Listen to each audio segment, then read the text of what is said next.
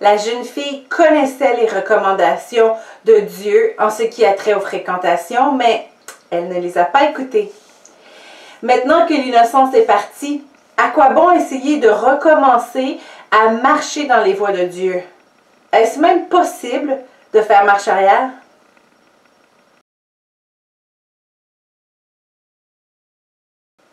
Les exemples de vie brisée par le péché sont multiples dans la Bible.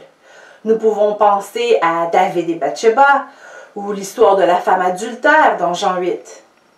Mais l'histoire de la femme samaritaine nous montre un raisonnement que plusieurs personnes ont encore aujourd'hui.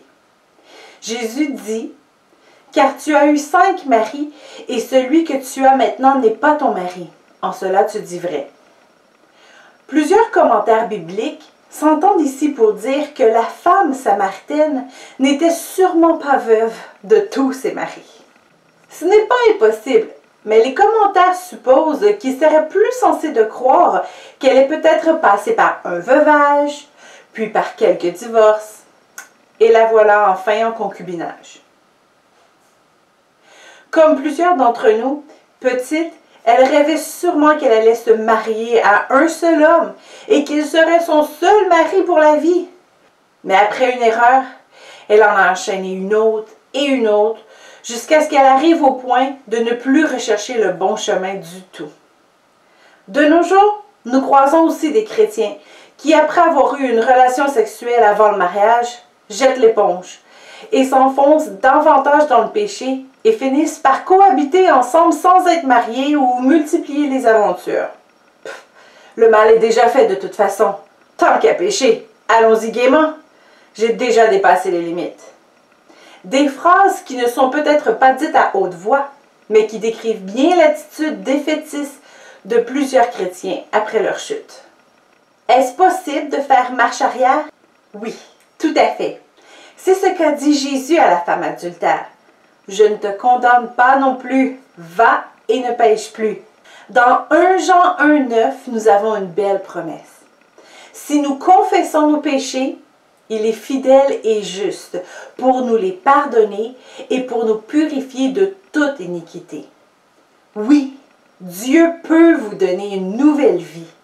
Vous pouvez recommencer à marcher dans ses voies comme si rien n'était arrivé.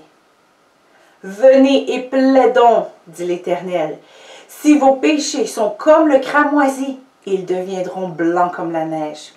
S'ils sont rouges comme le pourpre, ils deviendront comme la laine. Même si le pardon de Dieu est complet, pour pouvoir marcher à nouveau dans la sainteté, il faut un autre ingrédient essentiel, se pardonner soi-même. Il faut accepter la nouvelle vie que Dieu nous donne. Se pardonner signifie que nous reconnaissons nos erreurs et que nous manifestons assez de compassion envers nous-mêmes pour ne pas s'auto-condamner. Si Dieu est prêt à vous pardonner, qui êtes-vous pour continuer à vous en vouloir?